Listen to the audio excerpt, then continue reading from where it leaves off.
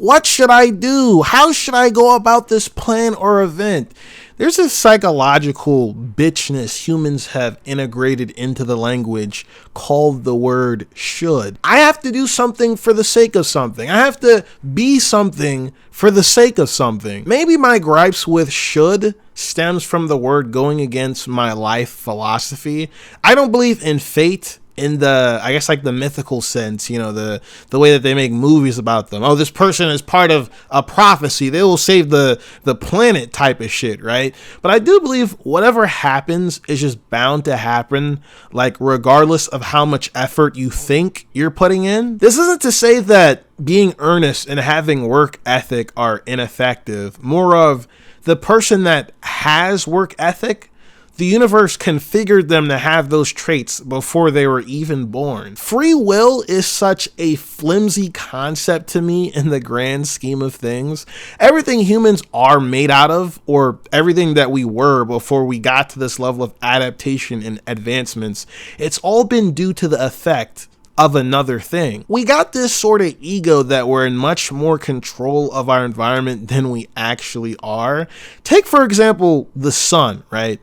I wonder if the Earth thinks, yeah, I'm just orbiting this ball of heat and energy because I want to, right? This is solely because I want to. In Earth's mind, it probably thinks it's doing it because it's beneficial for the life on itself, right?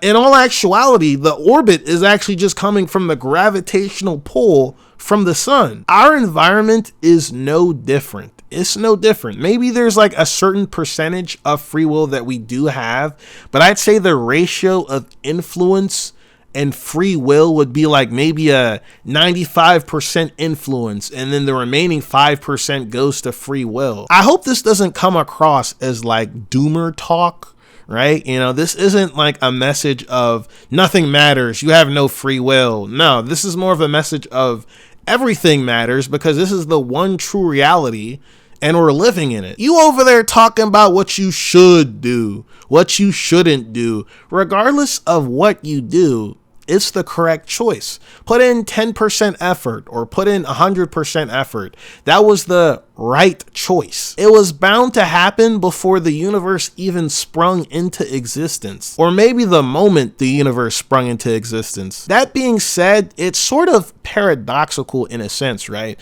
Because humans have influence over other humans, right? Most definitely. Think domino effect, right? Any human influencing you could have only done so because of the influence something else had on them. You have a partner that's super clingy, extremely anxious in relationships. That's because usually their parents nurtured that sort of attachment style within them. I honestly thought that I couldn't change my attachment style, dog, but I swear I've gone from like having an anxious avoidant style to becoming more secure. For those that don't know about attachment styles, I believe there are like 4 major ones and like a couple of subcategories of them. There's avoidant, anxious, secure, and I think disorganized. They're pretty self-explanatory, just given their name. You know, avoidants are usually emotionally distant, very self-reliant. You know, they kind of avoid emotional intimacy. Anxious lovers, again, pretty explanatory. Anxious within relationships, anxious about their self-worth, their value. Secures, very confident, secure in themselves, have a good sense of self.